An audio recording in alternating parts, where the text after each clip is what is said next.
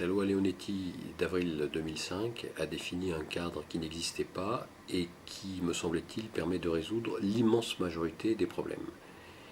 Il y aura toujours des cas particuliers et ces cas particuliers doivent rester du domaine strictement personnel, du contexte du dialogue singulier entre un médecin et son patient.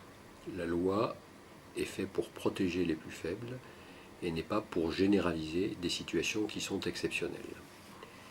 Qu'est-ce qui doit être amélioré? L'enseignement et la diffusion des soins palliatifs. Et là, c'est encore largement insuffisant sur tout le territoire. Et c'est là où il faut avant tout faire les efforts nécessaires pour que dans tous les services concernés, il y ait une formation réelle aux soins palliatifs et à ce que ceci implique.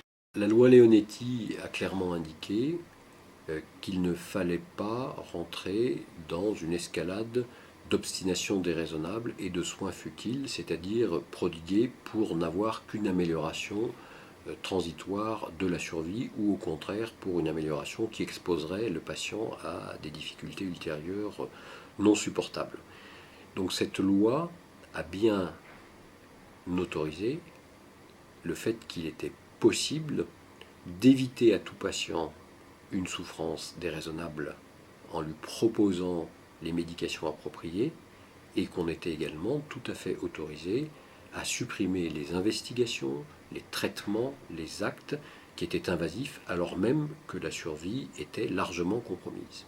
C'est la raison pour laquelle, en tant que réanimateur, je pense que la plupart des solutions sont résolues par cette loi.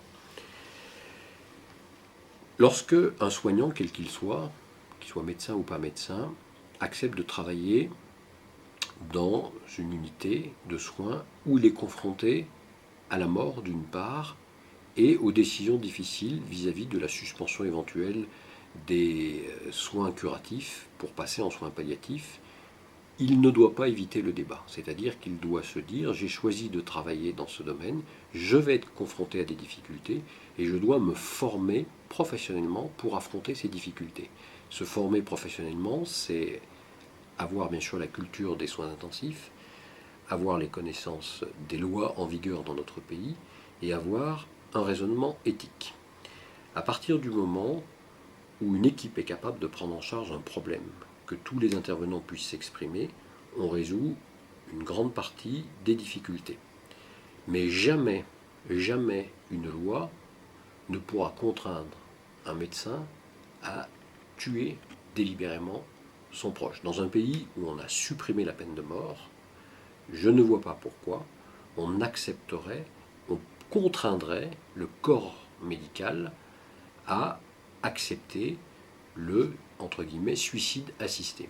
Si un être humain choisit de se suicider, c'est très triste. D'ailleurs, chaque fois qu'on a des statistiques de suicide qui montent, on est très très inquiet sur ce qui se passe et on voudrait l'éviter.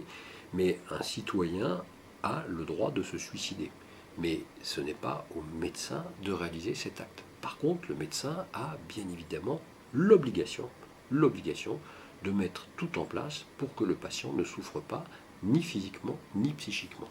Et c'est là où je pense que les expériences des uns et des autres sont différentes et que nos collègues qui ont la culture des soins palliatifs et l'habitude de la prise en charge de ces patients, s'ils montent au créneau pour s'opposer à une évolution de la loi, c'est bien parce qu'ils le vivent au quotidien. Et c'est quand même eux les professionnels concernés qu'il faut entendre.